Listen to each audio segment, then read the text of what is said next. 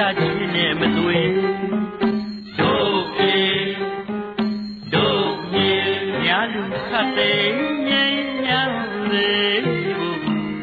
ဝိတုညီမြဝါဒဖြူစင်တဲ့ပြေတို့ပြေတို့မြေကြောင့်စုအမွေအမြဲတည်ကြံစေအတိတ်ထံပြုပဲ